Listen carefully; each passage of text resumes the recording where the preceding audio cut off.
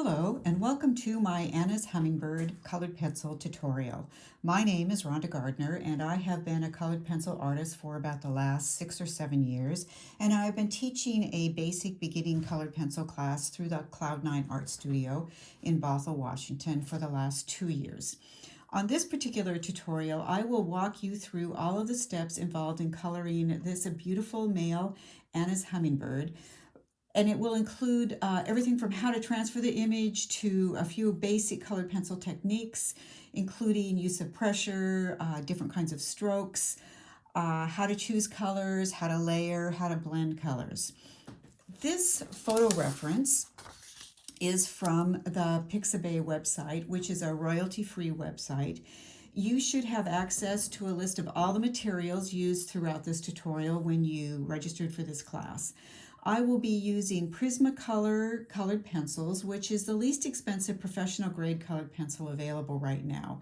But if you have other colored pencils, feel free to substitute them. I don't recommend using student grade colored pencils as they have much less pigment in them, and you will probably be disappointed in the results. You won't get as vibrant and beautiful a picture. You can choose whatever size of picture you want to do. I have this large one. It's 8.5 by 10. I have this smaller one. This one is about 4 by 5. And I have done the picture. This is a 8.5 by 10. And this is a smaller one. The advantage of doing the smaller one is that it goes much faster. The disadvantage of using a smaller one is it's harder to get in some of the details. So with the larger pictures, you can usually get more detail in them. Before we get started, I want to talk about the direction of the light from the original photo reference.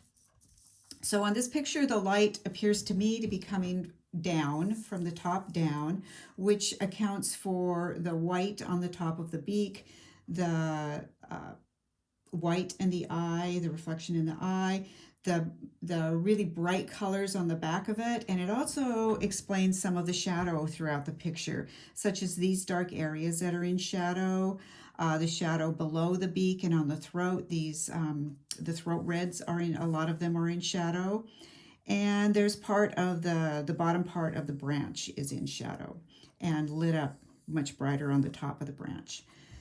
So I have divided this up into several parts.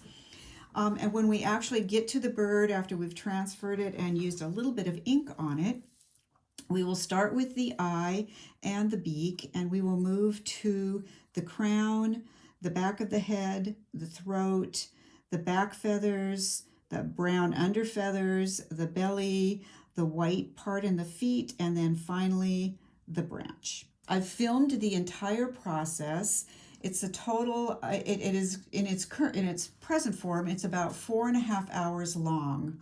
I don't know how many hours I actually spent coloring it, probably closer to 12 to 15 hours. But I have sped it up, cut very little out of it, but there are a few areas where I go over an entire area with one color, and I didn't think you needed to watch that whole thing. So I cut some of that out. And I think that's it. So I hope you enjoy this tutorial, and let's get started.